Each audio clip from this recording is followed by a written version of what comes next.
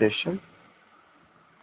Yeah, in today's class I will talk about John Wycliffe. आज हम लोग जो है द मिडिल एजेस में जो एज ऑफ चौसर है उन्हीं के समय में एक और मैं कहूँगा कि एक्टिविस्ट भी थे, प्रोटेस्टेंट भी थे और जो धार्मिक बुराइयां थी उसके खिलाफ आवाज उठाने वाले थे, जिनका नाम जॉन वाइक्लिफ है। तो आज की क्लास में हम लोग John Wycliffe, dark middle ages, उनको लेकर के बात करेंगे और जो भी क्वेश्चंस उससे बनेगा we will discuss and means I would like to interact with you कि क्या क्या क्वेश्चन बन सकता है। तो sharing with you PDF file.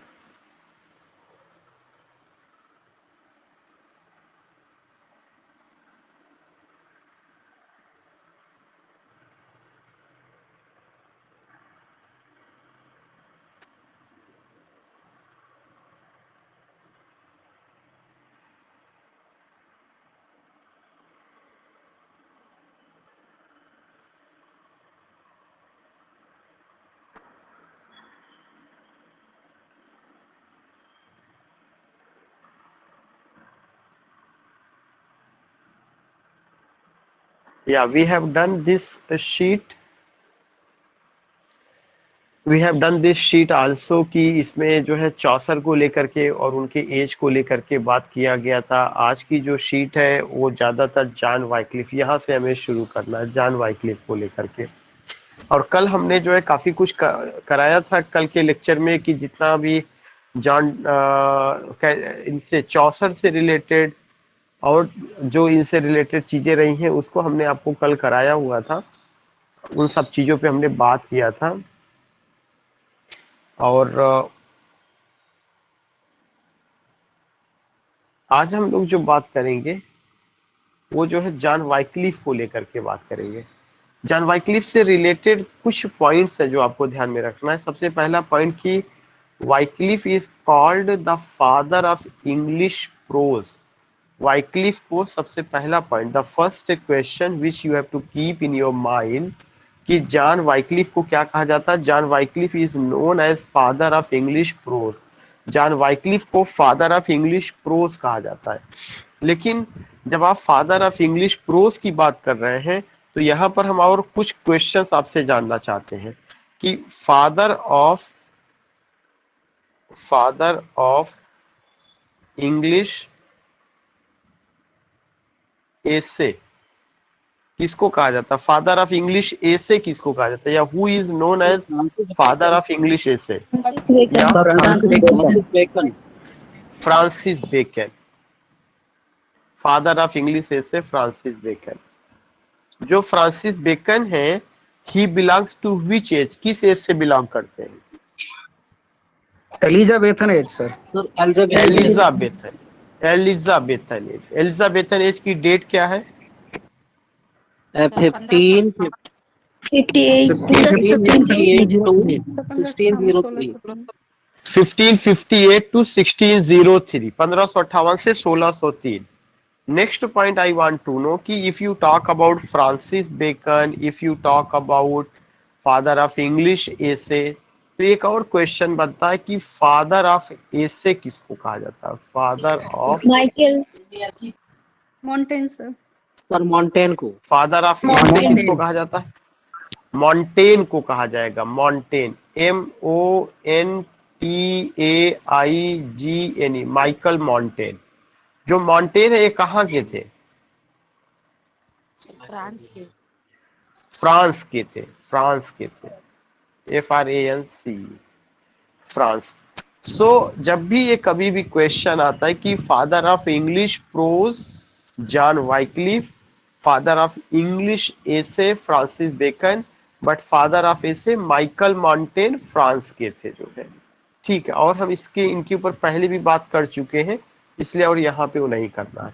अब जो क्वेश्चन बन रहा है वो क्वेश्चन क्या क्या चीजें बन सकती हैं कि जॉन वाइक्लिफ को इतना इंपॉर्टेंस क्यों दिया गया कि उनको जो है Wycliffe is called the father of English prose. Wycliffe को फादर ऑफ इंग्लिश प्रोज कहा जाता है।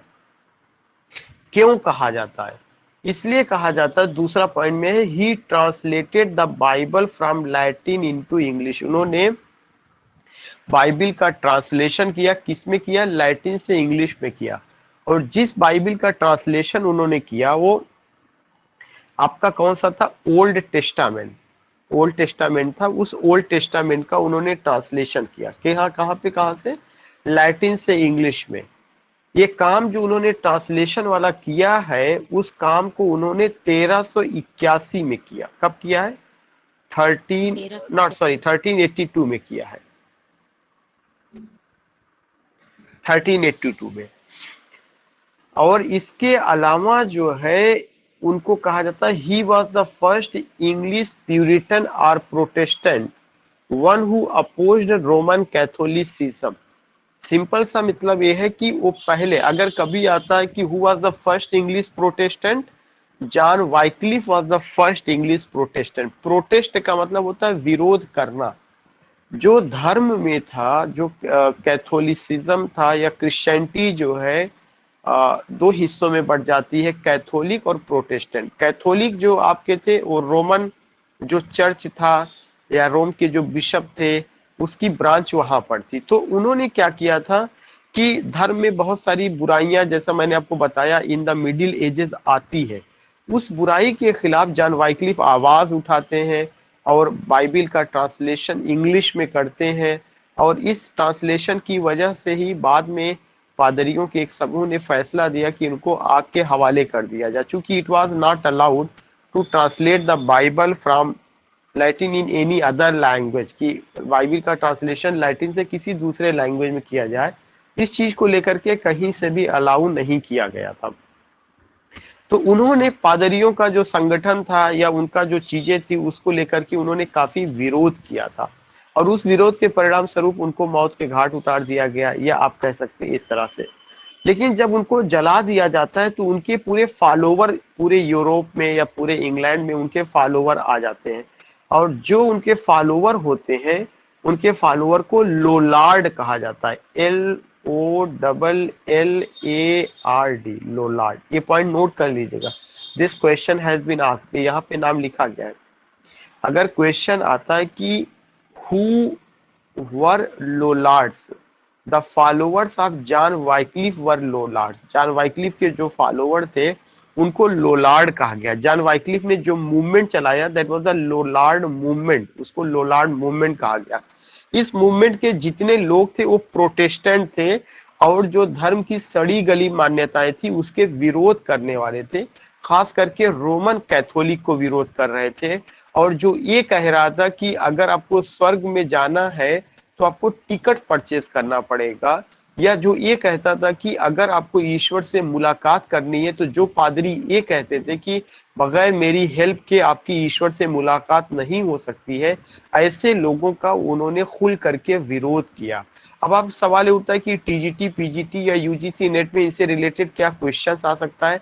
सबसे पहला क्वेश्चन यही आ सकता है कि जॉन वाइक्लिफ जो है वो क्या, किस नाम से जाने जाते हैं, फादर ऑफ इंग्लिश प्रोस।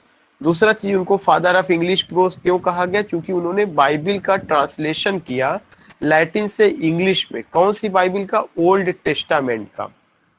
तीसरा चीज, वो फर्स्ट प्यूरिटन थे या फर्स्ट प्रोटेस्टेंट थे जिन्होंने रोमन कैथोलिक सिस्टम जो था उसका उन्होंने अपोज किया। ही अपोज रोमन कैथोलिक सिस्टम का उन्होंने अपोज किया, और उन्होंने एक मूवमेंट चलाया, उस मूवमेंट का नाम था लोलार्ड मूवमेंट जो है। All these things you find. उसके अलावा आपको ये ध्यान में रखना है कि जब इनको आग के हवाले कर दिया जाता है, इनके तमाम सपोर्टर्स आते हैं और तमाम लोग आते हैं, और इन्होंने जिस मूवमेंट का इन्होंने रिप्रेजेंट किया वह मूवमेंट रिफॉर्मेशन था। इन्होंने धर्म में सुधार की गुंजाइश देखी, रिफॉर्मेशन, MATIO, रिफॉर्मेशन। एक पॉइंट यहाँ पर ये बनता है, इनको मॉर्निंग स्टार ऑफ रिफॉर्मेशन कहा जाता है। अगर कभी ये क्वेश्चन आता है कि किसको मॉर्निंग स्टार ऑफ रिफॉर्मेशन कहा जाता है, MORNING, morning star of reformation, REFORMATION। Morning star of reformation किसको कहा जाता है? मॉर्निंग स्टार ऑफ रिफॉर्मेशन का मतलब John Wycliffe. John Wycliffe is known as morning star of reformation. चौथा पॉइंट जो आपको ध्यान में यहां रखना है कि अगर आप देखिएगा कि morning star of reformation John Wycliffe, या मॉर्निंग स्टार ऑफ रिफॉर्मेशन के अलावा फादर ऑफ इंग्लिश प्रोज, या अगर आप देखते हैं कि लोलार्ड मूवमेंट के जनक या फर्स्ट प्रोटेस्टेंट, दीज थिंग्स, ये सब क्वेश्चन। अब दूसरा चीज ये होता है कि रिफॉर्मेशन क्या था। एक्चुअली में दो मूवमेंट साथ में आता है, एक मूवमेंट रिनेशन था और दूसरा मूवमेंट रिफॉर्मेशन था। और इस मूवमेंट की न्यू हल्का फुल्का मिडिल एज में दिखाई पड़ती है। रिफॉर्मेशन को जो रिप्रेजेंट करते हैं मिडिल एज में वो तो जॉन वाइक्लिफ थे। रिनेशा को मिडिल एज में जो रिप्रेजेंट करते हैं वो आपके कौन से थे, वो आपके जो जेफरे चासर थे। इसलिए जेफरे चासर को मॉर्निंग स्टार ऑफ रिनेशा कहा गया, और रिफॉर्मेशन को जिन्होंने रिप्रेजेंट किया जॉन वाइक्लिफ, और इसीलिए उनको मॉर्निंग स्टार ऑफ रिफॉर्मेशन कहा गया। रिफॉर्मेशन क्या था? रिफॉर्मेशन एक रिलीजियस मूवमेंट था, RELIGIOUS। If anyone ask you कि रिफॉर्मेशन क्या था, it was a religious movement. यह एक धार्मिक मूवमेंट था। रिलीजियस मूवमेंट कैसा यह मूवमेंट था? रिलीजियस मूवमेंट इस तरह से था, धर्म में बहुत सारी गड़बड़ियां चल रही थी, उन गड़बड़ियों को जो है क्या किया गया, उसके खिलाफ आवाज उठाई गई, उस पर सुधार की गुंजाइश देखी गई। जो है बिशप का मोनोपोली था, जो एक तरह से पादरी का मोनोपोली था। पादरी ये कहता था कि I am the representative of God and without my intervene you can't meet with God. If you want to make your entry into heaven you have to purchase the ticket. जो मध्य युग में धर्म के नाम पर शोषण हो रहा था, उस शोषण के खिलाफ इन्होंने आवाज उठाई, और जो इन्होंने उसमें सुधार करने की गुंजाइश देखी, उस मूवमेंट को क्या नाम दिया गया? रिफॉर्मेशन नाम दिया गया। That movement is known as reformation. So I think कि यू गॉट की ये किसकी आवाज है? रिफॉर्मेशन की आवाज है। यही रिफॉर्मेशन जॉन मिल्टन के समय में प्यूरिटन में बदल गया, कि धर्म में बहुत सारा सुधार किया गया, उसमें प्यूरिटी लाई गई। प्यूरिटी से ही प्यूरिटन का कॉन्सेप्ट है। तो ये चीजें रही हैं। अब उसके बाद इसके अलावा इनसे रिलेटेड और कौन कौन से क्वेश्चन बन रहे हैं, या कौन कौन से क्वेश्चंस पर आपको ध्यान देना है। उसके अलावा जो और क्वेश्चन बन रहा है कि इनके समय में जो इन्होंने बाइबल का ट्रांसलेशन किया, उसकी हेल्प या उसको जो है आगे और कौन बढ़ा था? Nicholas of Hereford helped in translating this work. उनकी हेल्प किसने किया था? निकोलस ऑफ हियरफोर्ड ने, HEREFORD। अगर स्मॉल में होगा तो मैं और लिख दे रहा हूं, उनका नाम है Nicholas, NICHOLAS, Nicholas of हेयरफोर्ड, HEREFORD। इन्होंने क्या किया था? जॉन वाइक्लिफ की हेल्प की थी। अगर कभी क्वेश्चन आता है कि John Wycliffe translated the Bible from Latin into English, who helped John Wycliffe in translating this work? Nicholas of Hereford ने ट्रांसलेटिंग में उनका हेल्प किया था। दूसरा चीज आता है, एक और इम्पोर्टेंट पॉइंट है, वो ये है कि बाद में जो इन्होंने ट्रांसलेशन किया था, इनका जो वर्क 1382 ईस्वी में ट्रांसलेट होकर के आया था, उसको रिवाइज कौन करता है? जॉन पर्वे करते हैं। Who revised? JOHN, John Purvey, PURVEY। तो who revised his work? John Purvey revised his work in 1382। उन्होंने इसको जो है रिवाइज किया। उसके अलावा जो है कल भी मैंने डिस्कस किया था कि ब्लैक डेथ 1348 में, पीजेंट रिवोल्ट 1381 में, 100 ईयर्स वार 1335 से लेकर 1455 तक, ये सब के सब जो है क्या है? रिमार्केबल पॉइंट्स हैं। पहला कंप्लीट बाइबल जो ट्रांसलेशन वाला था 1382 में आता है। किसके द्वारा आता है? वो आपका जो है ओल्ड टेस्टामेंट जॉन वाइक्लिफ के द्वारा। इसके अलावा इस एज में जो और राइटर थे, चॉसर है, विलियम लैंगलैंड है, जॉन गोवर है। अब इनमें से कुछ का वर्क आपको ध्यान में रखना है। विलियम लैंगलैंड का वर्क है पायर्स प्लाउमैन, जॉन गोवर का है कन्फिसो एमांटिस वॉक्स क्लामेंटिस। ये दो वर्क मैं यहाँ पे इसको फिर से रिवाइज करा दे रहा हूँ आपको, कि एक वर्क जो आपको ध्यान में रखना है, विलियम लैंगलैंड का Piers Plowman, those were preparing for other competitive examination. William Langland, उनके बारे में कोई बहुत डिटेल में नहीं बताया जा रहा, केवल उनके एक वर्क के बारे में, और वो वर्क कई बार पूछा जा चुका। पायर्स प्लाउमैन, PLOWMAN, ये किसका वर्क है? विलियम लैंगलैंड का है। एक दूसरा नाम आपको क्या बताया गया, जॉन गोवर। जॉन गोवर का कौन सा वर्क है, कन्फेसो एमांटिस और वॉक्स क्लीमांटिस। अगर इसमें दिया गया, अगर आप याद कर सकिएगा तो ठीक है, नहीं तो ऐसा कोई बहुत हो नहीं है। अब मेरे साथ आप मुझे रिवाइज करते हुए बताइए, just go with me. I just want to know कि who was the first English Protestant. पहला इंग्लिश प्रोटेस्टेंट कौन था, who was the first English Protestant? John John Wycliffe. Wycliffe. John Wycliffe. John Wycliffe पहले English Protestant थे। Why do you remember John Wycliffe? John Wycliffe को क्यों याद किया जाता? What was his contribution in English literature? Because he translated Because he Bible from translated Latin to Bible English. from Testament by Latin from Latin to English. Yeah, he translated the Bible from Latin into English, especially Old Testament. And what was the date? कौन सा year था? What was the year? Not date. 1382. 1382 में जब उन्होंने Bible को translate किया तो what happened with him, उनके साथ क्या हुआ, क्या उनके साथ किया गया? He was assassinated. He was assassinated या he was set into fire, उनको आग के हवाले कर दिया जाता है।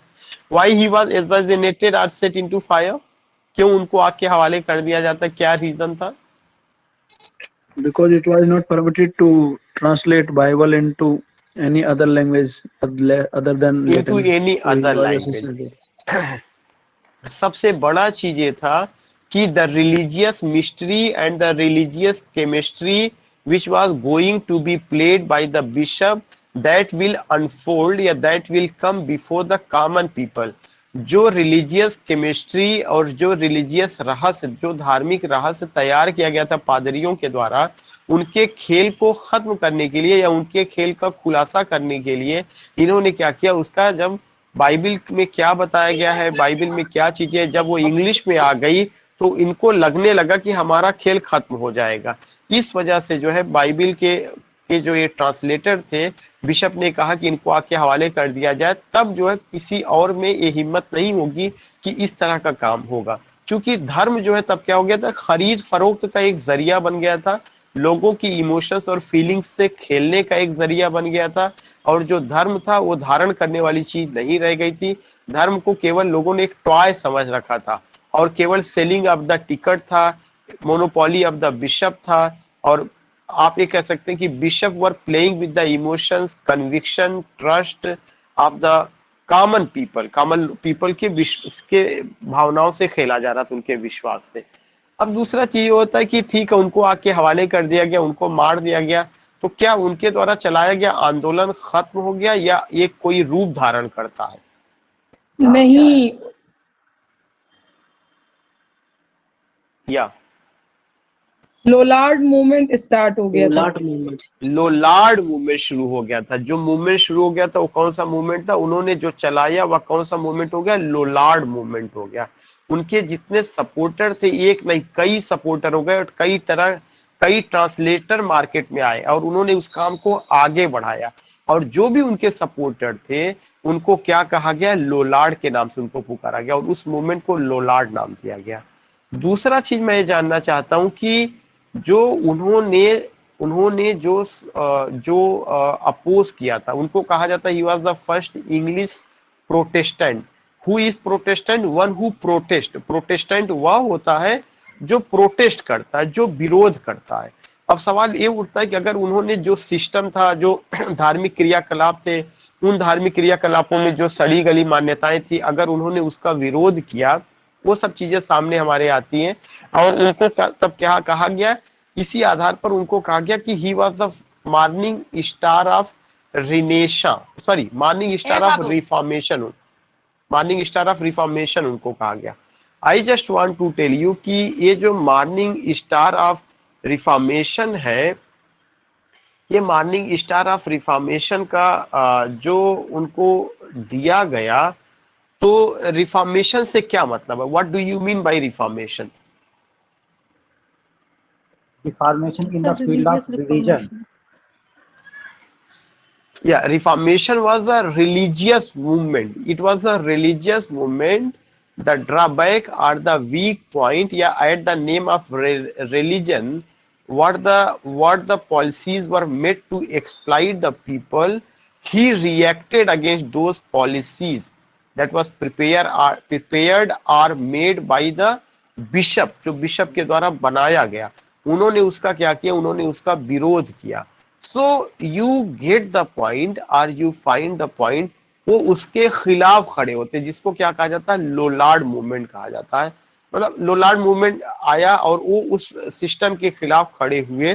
तो एक तरह से जो आपका रिफॉर्मेशन है वो एक रिलीजियस मूवमेंट है, और उस मूवमेंट में तमाम तरह की चीजें होती है, देखने को मिलती हैं. नेक्स्ट पॉइंट है कि ही was the first English Puritan. ठीक है, तो प्रोटेस्टेंट वाला कॉन्सेप्ट आपको समझ में आ गया, या ऑल दिस थिंग. जब उन्होंने इस काम को शुरू किया तो हु वाज अनदर पर्सन जिन्होंने इनके ट्रांसलेटिंग में हेल्प किया था, who was that person? John Nicholas of Hereford. Nicholas of Hereford ने उसमें जो है क्या किया हुआ था, उसमें उन्होंने हेल्प किया था उनके ट्रांसलेशन में. और इनका जो ट्रांसलेशन का काम था, इसको रिवाइज किसने किया था? John Purvey. जॉन पर्वे ने इसको रिवाइज किया था. ये दो नाम आपको ध्यान में रखना. Nicholas of Hereford helped him in translating his work, but in 1388 John Purvey revised his work. उसको रिवाइज पूरा किया गया. और बाकी इनको मॉर्निंग स्टार ऑफ रिफॉर्मेशन ने मैंने बता दिया. ब्लैक डेथ की घटना कब होती है? 1348. पीजेंट रिवोल्ट कब होता है? 1381. ठीक है, ब्लैक डेथ 1348 में, पीजेंट रिवोल्ट 1381 में, 100 इयर्स वॉर विथ फ्रांस 1455. ठीक है. द फर्स्ट कंप्लीट बाइबल जो इन्होंने ट्रांसलेट किया था कब आया हुआ है? 1382 में. रिवाइज्ड एडिशन जॉन पर्वे कब लाते हैं? 1388 में.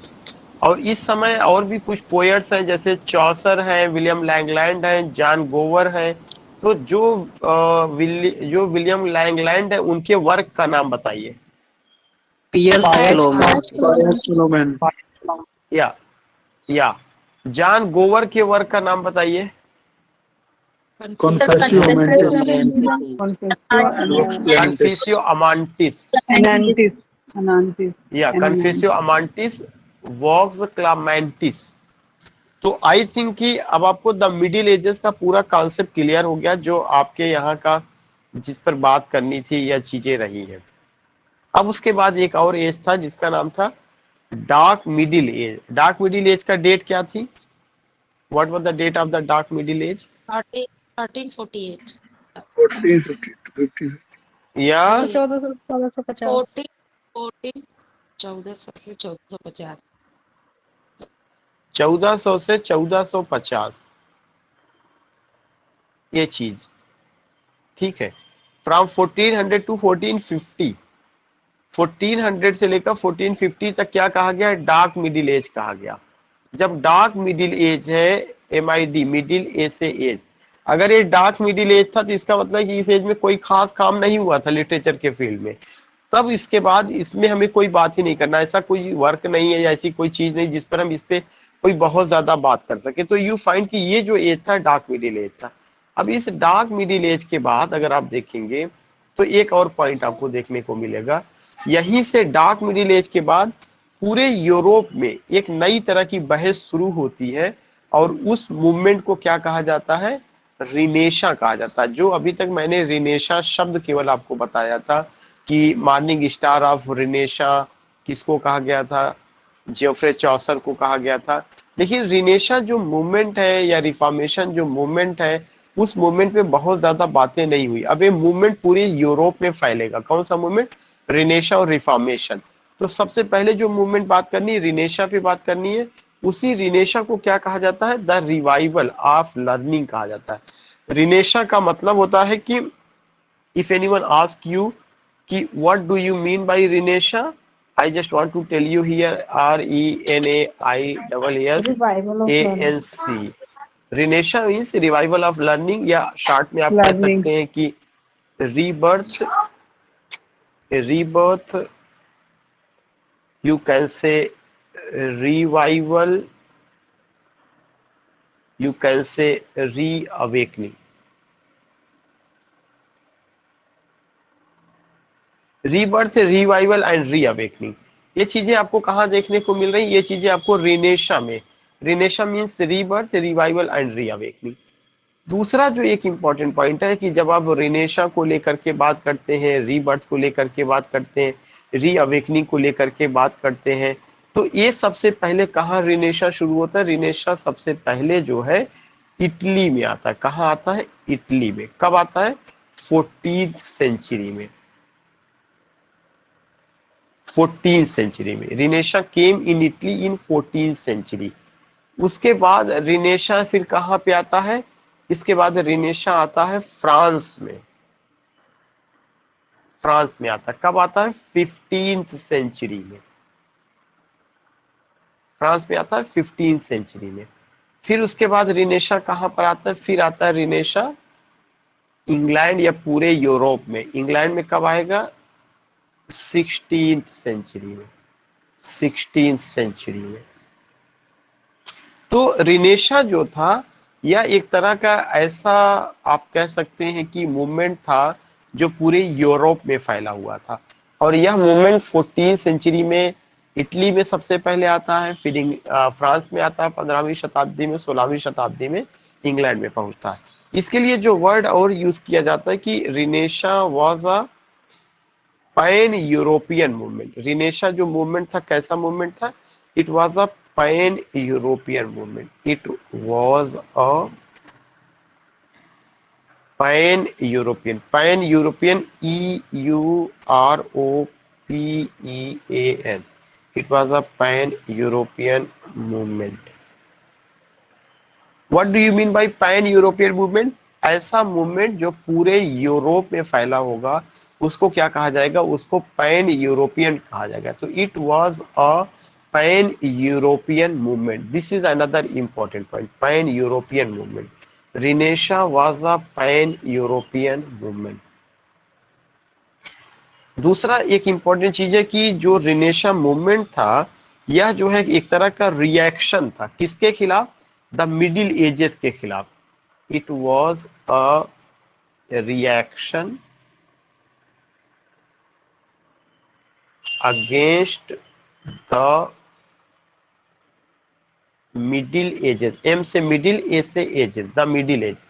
जितना जी जो भी मिडिल एजेस का सिस्टम था, चाहे वो रिलीजन में खराबी रही हो, चाहे वो जो है आम आदमी का शोषण हो, फ्यूडल सिस्टम जो सामंतवादी व्यवस्था रही हो, या केवल धर्म के बारे में बात करना, धर्म के नाम पर जो है एक्सप्लॉइट करना, to play with the religious belief, trust और कन्विक्शन ऑफ द पीपल के साथ खेलना, इस तरह का जितना भी चीजें थी, तो ये मूवमेंट उन सब के खिलाफ आता है और मानव में एक नई जागृति लाता है।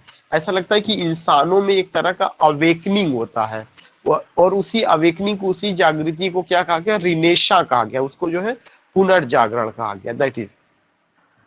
अब उसके बाद I just want to tell you कि रिनेशा का मतलब क्या होता है। मैंने अभी क्या बताया, रिनेशा से क्या मतलब है? क्या क्या समझ में आया रिनेशा का? Sir, revival of learning, rebirth of learning, reawakening of या रीबर्थ, रिवाइवल, रीअवेकनिंग, या revival of learning. Rebirth, revival क्यों वर्ड यूज किया गया? इसलिए यूज किया गया जितना भी चीज रिनेशा में रिवाइज, जितना भी चीज रिनेशा में बताया जाता है ये पहले से मौजूद रहा, बस उसको रिवाइव किया गया, दोबारा लाया गया। और ये सब कहाँ पे था? एंशिएंट एज में था। एंशिएंट एज में जब ग्रीको रोमन आर्ट की बात की जाती है, कल्चर की बात की जाती है, वहां पर इसीलिए कहा जाता है रिनेशा की अपनी कुछ खासियत। ये खासियत उसका क्या थी? रिनेशा के लोग ह्यूमनिज्म में विश्वास करते थे, मानवतावादी उनकी सोच थी। रिनेशा के लोग जो है इंडिविजुअलिज्म में विश्वास करते थे। INDIVIDUALISM। इंडिविजुअलिज्म का मतलब होता है कि व्यक्तिगतवाद, हर आदमी का एक इंपॉर्टेंस है। रिनेशा के लोग जो थे वो पैट्रियोटिक थे, जिसको कहा जा सकता है पैट्रियोटिज्म उनके अंदर था। रिनेशा के जो लोग थे उनके अंदर लिबरलिज्म था, वो लोग उदारवादी थे। ये सब शब्द है जो रिनेशा से जुड़ा हुआ है। लिबरल थॉट्स उनके अंदर था। कैसा थॉट था? लिबरल, LIBERAL, लिबरल थॉट्स था। जो रिनेशा के जो मानने वाले थे वो ब्यूटी को बहुत ज्यादा इंपॉर्टेंस देते थे। कल्ट ऑफ ब्यूटी था। कल्ट ऑफ ब्यूटी का मतलब कि वो ब्यूटी के उपासक थे, ब्यूटी की पूजा करते थे। Cult of beauty. So I think you got this points. Yes, sir. Yes, sir. Yes, sir. So ये चीज आपको ध्यान में रखना है। Just revise with me renaissance started in 14th century which country? Italy. Italy, sir. Italy. In 15th century? France. France. France. In 16th century? England. Sir. England. और In 16th century England. Which movement was a pan-European movement? रिनेशा was a pan-European movement. जो रिनेशा है उसमें जो है क्या क्या उसकी खासियत थी, क्या क्या मैंने आपको बताया है? Sir, humanism Liberal thoughts, cult of and beauty. patriotism. cult of beauty है. या humanism, liberalism, cult of beauty और आपका पैट्रियटिज्म। जो है ह्यूमनिज्म मानवतावाद, लिबरलिज्म उदारवादी विचारधारा, कल्ट ऑफ ब्यूटी ब्यूटी को इंपॉर्टेंस दिया गया, इस तरह की तमाम चीजें। और अर्थली लाइफ को ज्यादा इंपॉर्टेंस दिया गया। रीजन की बात होने लगी, रेशन की बात होने लगी। और कुछ क्रिटिक्स तो इवन यहाँ तक कहते हैं कि रिनेशा जो है अर्ली मॉडर्न ये था। मॉडर्निटी की शुरुआत अगर कहीं से होती है तो वहीं से ही होती है। मॉडर्न सोच, मॉडर्न ख्याल, साइंटिफिक डिस्कवरीज, तमाम तरह की खोजें जो है उस जमाने से शुरू होती हैं। तो अब आपने देखा कि रिनेशा में जो परिवर्तन हो रहा है वह वैसा नहीं है जो मिडिल एज में था। मिडिल एज में धार्मिक बातें, लोगों के विश्वास से खेलना, केवल धर्म का दिया जलाना और उसके बाद जो है मरने के बाद की जिंदगी के बारे में बात करना, उस पर भी वो भी शोषण का एक जरिया था। अगर किसी ने रियल धर्म प्रेजेंट करने की कोशिश की तो उसको मार दिया गया, आज्ञावाले कर दिया गया। इस तरह का ऑर्थोडॉक्स आप देख रहे हैं, कट्टर का। अब उसके बाद होता क्या है कि रिनेशा अगर हिस्टोरिकली देखा जाए तो हिस्टोरिकली आप देखेंगे कि रिनेशा के शुरुआत के लिए जो है या रिनेशा के शुरू के लिए एक बड़ा फैक्टर जिम्मेदार है। और वो फैक्टर कौन सा है? एक फैक्टर रिनेशा के शुरुआत के लिए जो जिम्मेदार है वो है 1453 की डेट। ये आपको लिख लीजिएगा, इसमें दिया भी 1453। 1453 में हुआ क्या था? तुर्क, TURK, तुर्क अटैक्ड कॉन्स्टेंटिनोपल, CONSTANTINOPL। तुर्कों ने अटैक किया था। कहां पे अटैक किया था? कॉन्स्टेंटिनोपल पे। कॉन्स्टेंटिनोपल क्या था? एक जगह का नाम है, capital of eastern Roman empire, जो रोमन साम्राज्य था, जिसको ऑटोमन किंगडम कहते थे। तो उस समय दो किंगडम था, तुर्किश किंगडम था और ऑटोमन किंगडम था। तुर्किश किंगडम के फॉलोअर जो थे वो इस्लाम के मानने वाले थे और जो ऑटोमन किंगडम के फॉलोअर थे वो जो क्रिश्चियनिटी के मानने वाले थे। तो धर्म के नाम पर दोनों में अक्सर युद्ध होता रहता था। और जब ये युद्ध हुआ तो अक्सर तुर्क पराजित हुए थे, लेकिन 1453 में तुर्कों ने क्या किया? जीता। किसको जीता? रोमन साम्राज्य को या ऑटोमन किंगडम की राजधानी पर हमला किया, वह उसको जीत लिया। और हमें पता है कि जब अगर कोई राजधानी जीती जाएगी तो राजधानी में ही सबसे बड़े लोग रहते हैं, चाहे वो साइंटिस्ट हो, चाहे वो आर्टिस्ट हो, चाहे वो आपके जो है कह सकते हैं कि रेटोरिशियन हो, या चाहे आपके फिलोसोफर हो, लीडर्स हो, दे वर लिविंग देयर, वे वहां पे रहते थे। तो जैसे ही उन्होंने जीता तो यहां से लोग छोड़ करके भागने लगे और कहां पे चले जाते हैं? फ्रांस चले जाते हैं।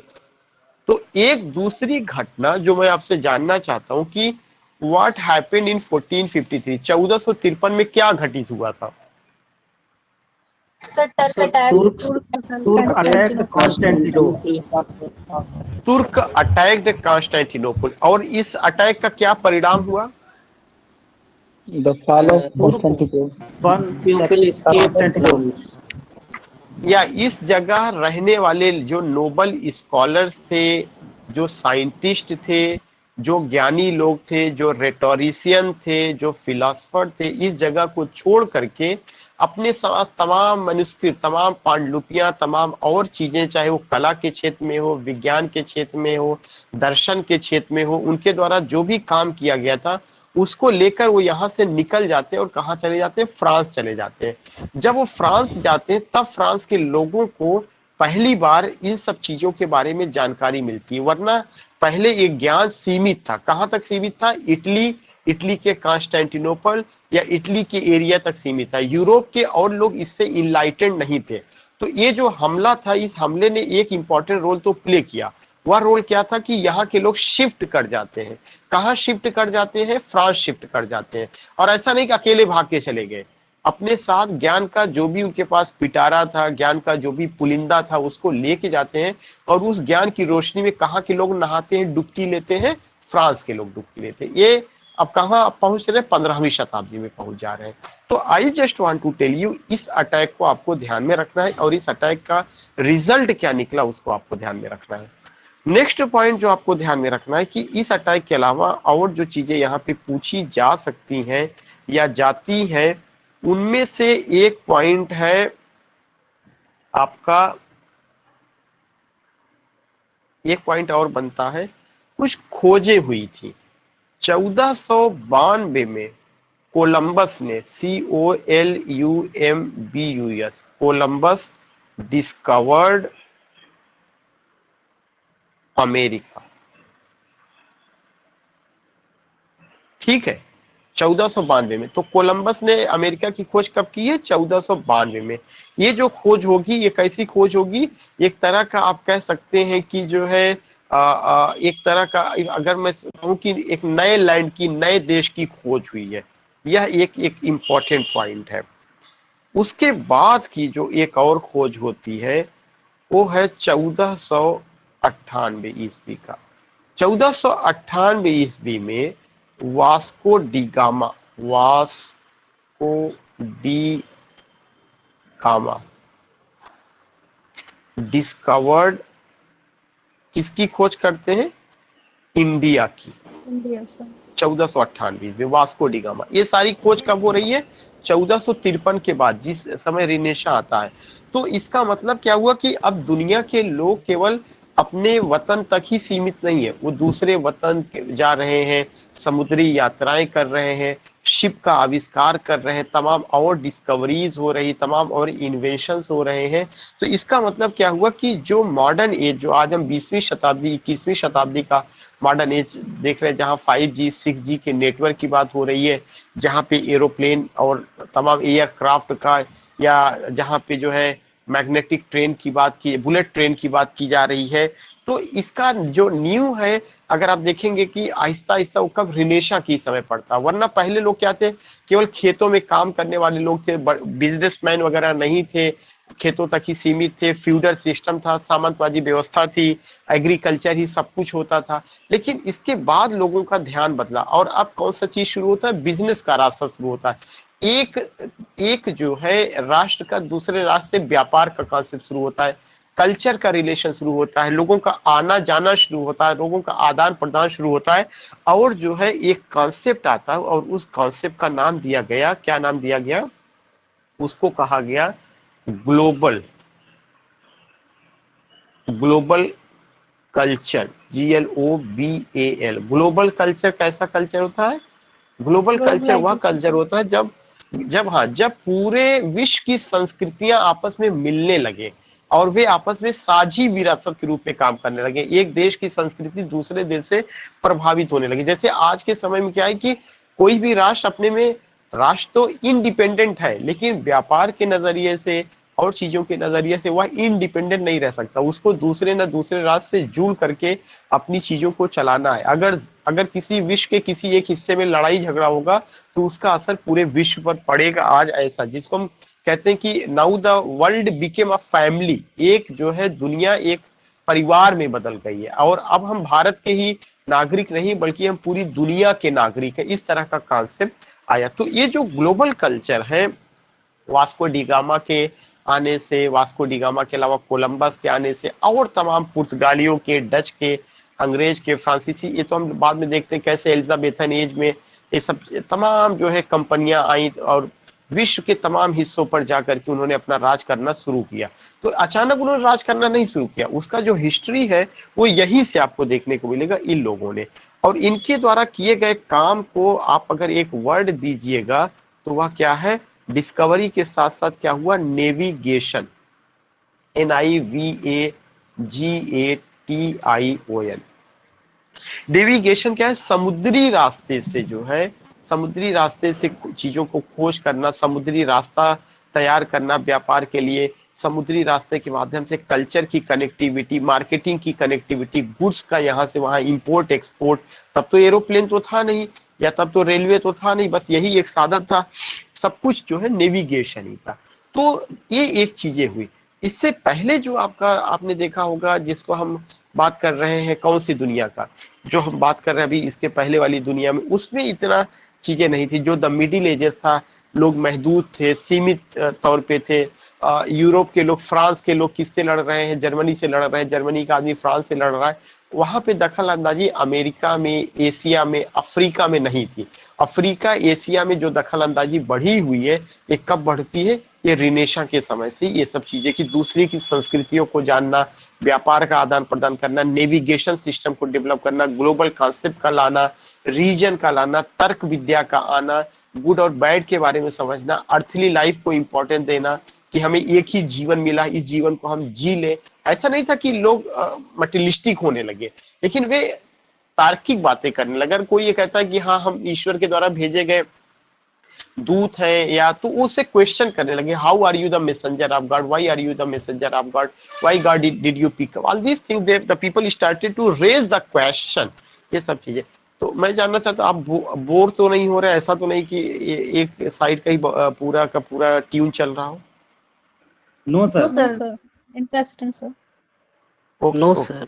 So okay, so you get कि ये नेविगेशन का या इस तरह का कॉन्सेप्ट वहां पर आया।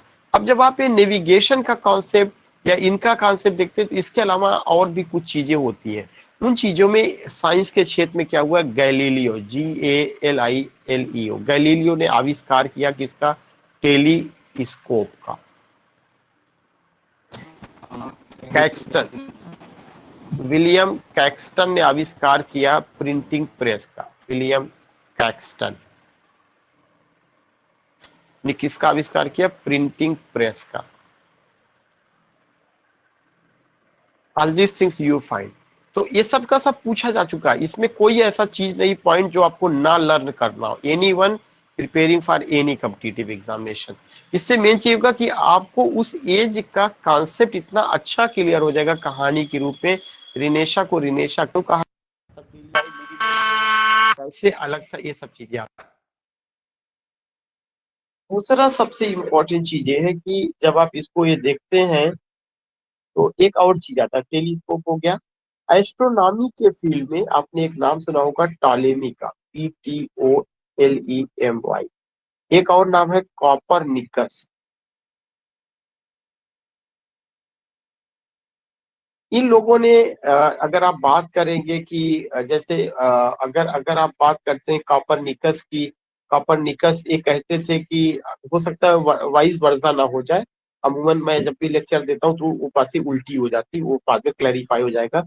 अगर आप देखेंगे कि मुझे जहां तक याद है कि ये बात कॉपरनिकस का कहना था कि the earth is in centre and the sun moves around it. पहले ये मान्यता थी कि जो पृथ्वी है वो केंद्र में है ब्रह्मांड के, और सूर्य पृथ्वी का चक्कर लगाता। ये बात किसने कहा था? कॉपरनिकस ने कहा था। लेकिन टॉलेमी आते हैं, टॉलेमी इसको चैलेंज करते हैं, और टॉलेमी ये कहते हैं कि नहीं, ये गलत है। जो ब्रह्मांड के केंद्र में है वो सन है, और पृथ्वी जो है क्या करती है, सूर्य का चक्कर लगाती है, the sun moves around it. तो ये जो कॉन्सेप्ट था, इस कॉन्सेप्ट को भी चैलेंज किया गया, जो एस्ट्रोनॉमी के फील्ड में एक बड़ी चीज मानी जाती। तो टालेमी और कापरनिकस का नाम उनके द्वारा किए गए काम को आपको याद रखना है। अब मैं यहाँ से जो पीरियड है उसको मैं पढ़ता चल रहा हूँ, बस आपको इसको जो है एक एक वर्ड में चीजों को क्लियर करते चलना, तो ये बहुत आसान हो जाएगा। क्या क्या पॉइंट्स हैं, जैसे द रिवाइवल ऑफ लर्निंग का जो समय है 1450 से 1550। क्यों रखा गया 1450 से 1550 राउंड फिगर में? इसलिए रखा गया, ये 100 साल बदलाव का एज रहा है। इटली में बदलाव आता है, फ्रांस में बदलाव आता है, इंग्लैंड में बदलाव आता है। जब पूरी तरह से तब्दीली आ जाती है तो इंग्लैंड में, चूंकि हम लोग इंग्लिश लिटरेचर पढ़ रहे हैं, तो इंग्लिश लिटरेचर का मतलब हम केवल इंग्लैंड की बात करेंगे, इंग्लिश पीपल की बात करेंगे, इंग्लिश कल्चर की बात करेंगे। तो इंग्लैंड में जो एज आता है 1550 के बाद, वो एलिजाबेथन एज आता है। वहां पे फिर हम लोग रिनेशा नाम नहीं देते, वो रिनेशा छोटे छोटे एजेस में बट जाता है। तो वहां पे डायरेक्ट उनके द्वारा जो उनके क्वीन के नाम पर, किंग के नाम पर जो एज आया हुआ था, या किसी बड़े पोएट के नाम पर आया हुआ था, उसके आधार पर हम स्टडी करते हैं। लेकिन जो ये 100 साल है, ये पूरे यूरोप में एक तब्दीली का एज था, और उस तब्दीली की वजह से इसको जो है रखा गया कि ये रिवाइवल का एज हो रहा है, रिवाइव चीजें हो रही है, बदलाव आ रहा है, तब्दीली आ रही है, इस वजह से इसको ये कहा गया। एक पॉइंट।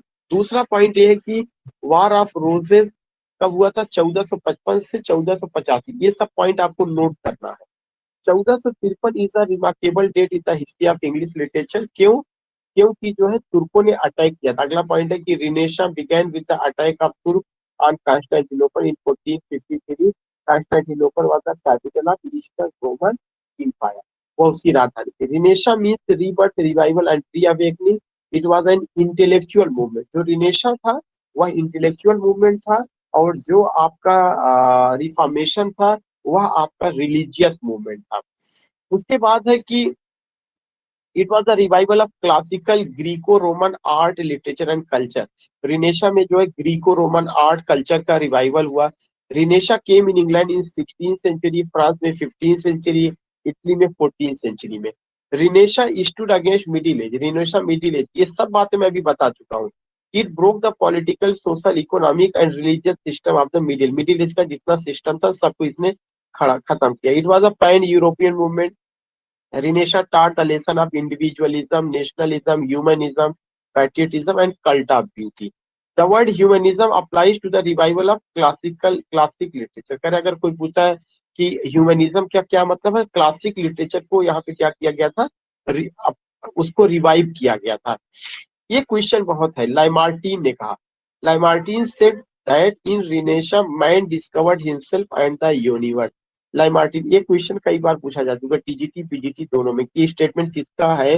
किसने ये कहा कि रिनेशा में मैन ने खुद की खोज की, और जिस ब्रह्मांड में वो रह रहा था उस क्रिटिक का क्या नाम है? लाइमार्टिन। लाइमार्टाइन ने कहा रिनेशा में man discovered himself and the world and the universe. Renesha man, yeah, Lamartine said that in Renesha man discovered himself and the universe. अगले क्रिटिक है टेन। टेन ने क्या कहा? Ten said that man was so long blinded had suddenly opened his eyes and seen. मैं लंबे समय तक क्या थे? सो रहे थे, अचानक उनकी नींद खुली और अपने चारों तरफ उन्होंने रोशनी पाई। ये बात किसने कही है? टेन ने कही। TAINE। ये दोनों क्रिटिक का नाम आप ध्यान में रखिएगा, ये दोनों क्रिटिक का नाम। फिर मेरे साथ रिवाइज करिए। किसने ये कहा है कि रिनेशा में आदमी क्या कर रहे थे कि in renaissance man discovered himself and the universe? Lamartine. Lamartine, sir. या Lamartine. Are you getting my voice? Sir, Lamartine. Yes, sir. We are getting. Sir, Lamartine. Are you getting, sir?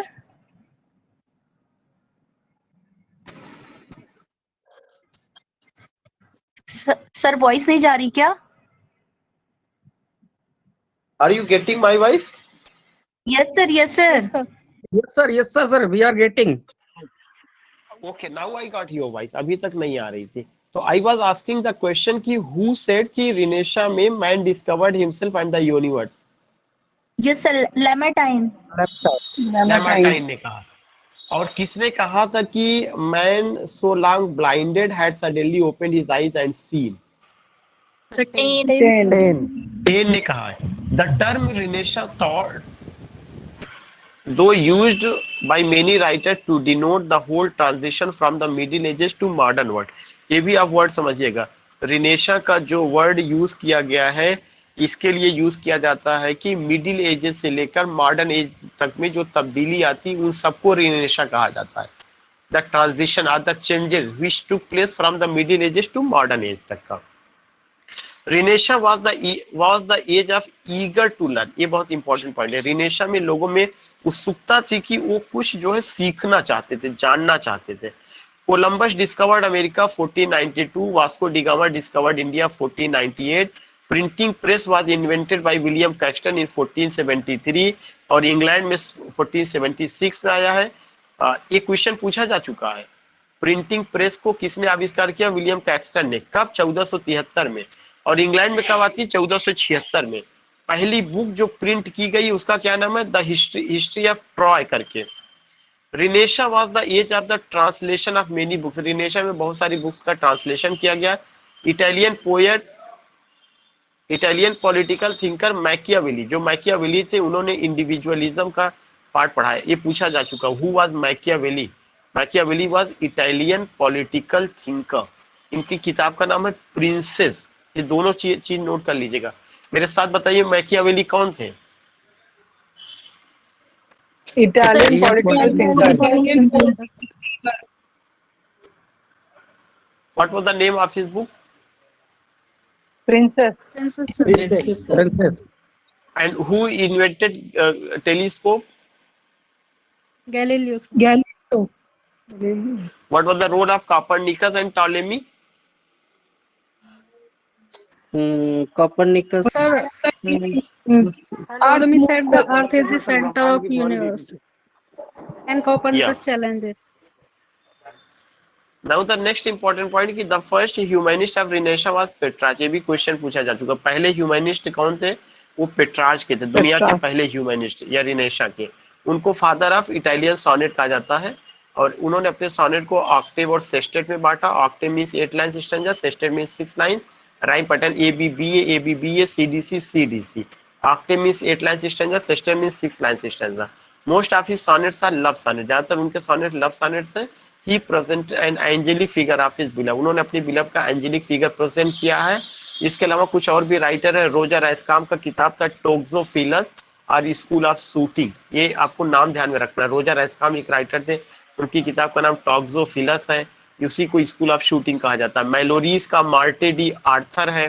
मैलोरीज का क्या है? मार्टे डी आर्थर है। इरेस्मस का Praise of folly है। Morse का utopia है। टिंडल्स ने ट्रांसलेशन किया न्यू टेस्टामेंट। बस यहीं तक इसको रखिएगा। कल हम लोग फिर से ये लिस्ट बात करेंगे उसको लेकर के कि और क्या क्या वर्क रहा है। नहीं, यहाँ पे हम लोग कवर कर लेते, फिर एलिजाबेथन एज शुरू हो जाएगी।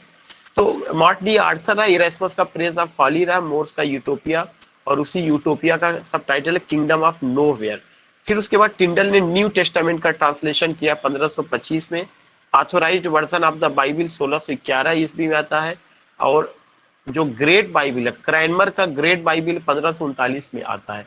ऑल दिस थिंग यहाँ पे एक लिस्ट दिया गया है जिस जो बाइबल को लेकर के। जॉन वाइक्लिफ का old testament of the Bible 1382 में। विलियम टेंडल का न्यू टेस्टामेंट 1526 में। और भी लोगों का बाइबल है जिसको मैथ्यूज बाइबल 1537 में। Great translation of the Bible 1532 में, जिसको बिशप बाइबल कहा जाता है। और जेनेवा बाइबल 1560 में। Authorised version of the Bible 1611 ईस्वी में, जिसमें 54 स्कॉलर थे 6 ग्रुप में बांटे हुए। तो एक नजर में ये देख लीजिएगा कौन सा बाइबल आता है। मार्टे डी आर्थर का राइटर कौन है? Mallory, sir. Malory is Morte de Arthur. Praise of Folly किसने लिखा है? Erasmus, sir. इरास्मस का प्रेज ऑफ फॉली। यूटोपिया किसका है? More. थॉमस मोर का है। न्यू टेस्टामेंट किसका है? Tyndale. Tyndale, Tyndale. Tyndale. हाँ, Tyndale. विलियम टिंडल का न्यू टेस्टामेंट 1525 में। ग्रेट बाइबल किसका है? Cranmer, Cranmer's. क्रैनमर्स का ग्रेट बाइबल है 1539 ईस्वी में।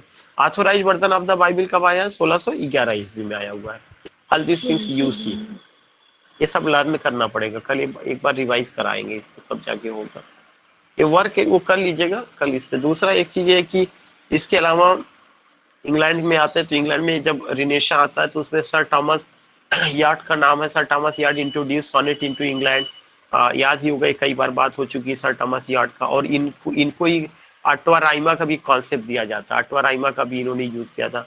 हेनरी होवर्ड अल्लाफ सरे को मैंने पूरा बता दिया है कि उन्होंने सोनेट में तब्दीली लाई। 3 क्वार्टेंस और एक कपलेट वो करते हैं। Quadrant 4 lines stanza, couplet 2 lines. बाद में यही शेक्सपियर ने फॉलो किया है। इनके सोनेट का कलेक्शन टाटल्स मिससेलेनी था जो 1557 ईस्वी में आया, जो यार्ड और सरे का कलेक्शन था। टाटल पब्लिशर का नाम था। और इसके अलावा जो है सर थॉमस यार्ड ने जो पैटर्न फॉलो किया वो Petrarchan model of pattern follow किया, तो उसमें ऑक्टेव और सेस्टेट था। अल्लाफ सरे ने जो है क्या किया था, ब्लैंक वर्ड्स का यूज किया था वर्जिल के एनीड में, बुक 2 एंड बुक 4 में 1540 में। अगर आप इसे पढ़ लेना तो सारा इंफॉर्मेशन जो कल मैंने डिस्कस किया वो सब आपको यहाँ पे एक एक लाइन में, तो ये बहुत इंपॉर्टेंट मैटर है। और ये जो किताब है इमराल गाइड जो आप लोगों के पास है, ये वहीं से, कहीं अलग से नहीं आया हुआ है, ये उसी का ही पार्ट है जो यहाँ पे आपसे डिस्कस किया जा रहा है। मैलोरीज का मार्टे डी आर्थर 1470 ईस्वी में है और आई हुई है। उसके अलावा उन्होंने कलेक्शन ऑफ आर्थरियर रोमांस है, इसको ट्रांसलेटेड बाय कैक्सटन, इसको जो है विलियम कैक्सटन ने ट्रांसलेट किया था 1485 ईस्वी में। Caxton and Bruges print the first, Bruges उन्होंने पहली किताब छापी हुई थी इंग्लिश में, उसका नाम था the recuyell of the history of Troy करके, the recuyell of the history of Troy. और William Shakespeare, John Milton and Wordsworth wrote in blank words. तो ये सारा का सारा चीज है। कैक्सटन का प्रिंटिंग प्रेस, पहली किताब सर थॉमस यार्ड, और इसके अलावा Henry Howard, earl of Surrey, William Caxton, these things you find. तो I think now you got it. आज का इंफॉर्मेशन बहुत, अगर आप इतना कर ले तो मुझे लगता है एक दिन में बहुत सारा इंफॉर्मेशन, बट आप अगर सही से रिवाइज कर ले तो you will get 1 or 2 question. क्योंकि इसमें फॉर्म्स ऑफ पोइट्री का भी है, रिनेशा का भी है, तो रिनेशा आपका पूरा क्लियर हो जाएगा जो डाउट वगैरह रहता है। ठीक है, तो जस्ट यहाँ पे you can just send your feedback in group. Thank you, sir.